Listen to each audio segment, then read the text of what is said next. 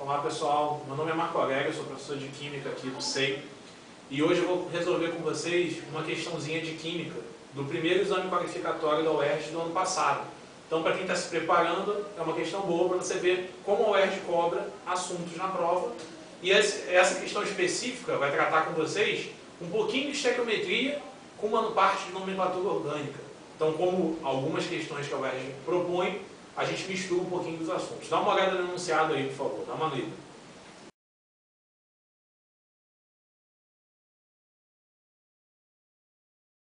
Então ele diz carbono, oxigênio e hidrogênio, quanto que você tem percentualmente no teu composto de cada um deles, e pede para você determinar entre esses quatro qual que satisfaz essa condição e outras duas informações de enunciado que eu vou falar mais na frente.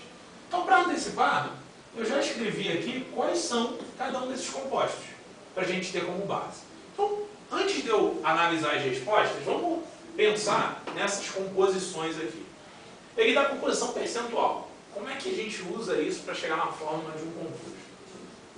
Para cada 100 gramas de composto, a gente vai ter 40 gramas de carbono, dado que é 40%, a gente vai ter 53,33 gramas de oxigênio e 6,67 gramas de hidrogênio.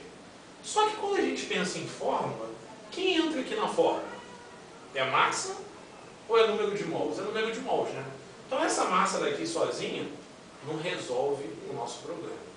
Para chegar no número de mols, lembra que a gente pode dividir a massa pela massa molar, que no caso do carbono é 12.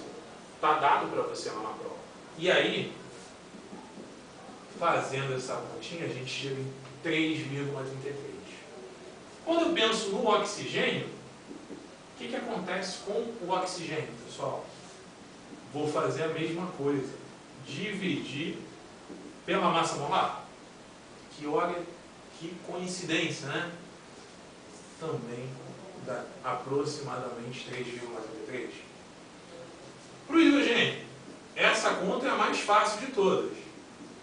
6,67 sobre 1, que dá 6,67. Qual o próximo passo para a gente determinar a fórmula mínima, então? Achei os três?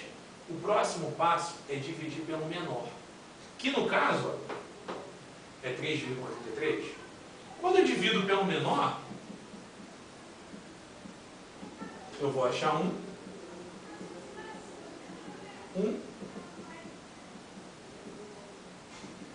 e aproximadamente 2, ou seja, para cada átomo de carbono, a gente tem 1 de oxigênio e 2 de hidrogênio. E aí, a conclusão inicial é que a nossa fórmula mínima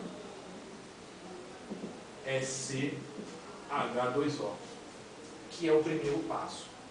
Só que essa fórmula mínima não resolve o problema do composto.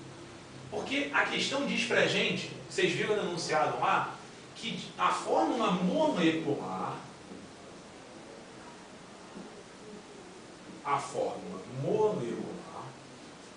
tem o dobro de átomos da fórmula mínima. Ou seja, para cada um dos caras, você tem 2 quando eu penso na fórmula molecular. Então, de carbono eu tinha 1, Passo a ter quanto? 2. De hidrogênio, eu tinha 2. Passo a ter quantos? 4. E de oxigênio, eu tinha 1. Passo a ter quantos, pessoal? 2. Essa é a fórmula do meu composto. Esse cara que tem que estar nas opções. E aí, voltando para o que a gente viu aqui, onde está um composto que tenha 2 de carbono, 4 de hidrogênio e 2 de oxigênio? Logo na letra A, olha só. 1 carbono, 2 carbonos. Matou a primeira condição. 3 hidrogênios mais 1 hidrogênio, 4 hidrogênios. Matamos a segunda condição. 2 oxigênios, 2 oxigênios. Ou seja, essa é a resposta. Para confirmar, a banca de dados dá mais uma informaçãozinha. Que ele libera H+, quando está em água. Ou seja, que ele tem um comportamento de quê? Ácido. Confirma a nossa resposta. Então, o gabarito dessa questão da UERJ é a letra A de aprovado.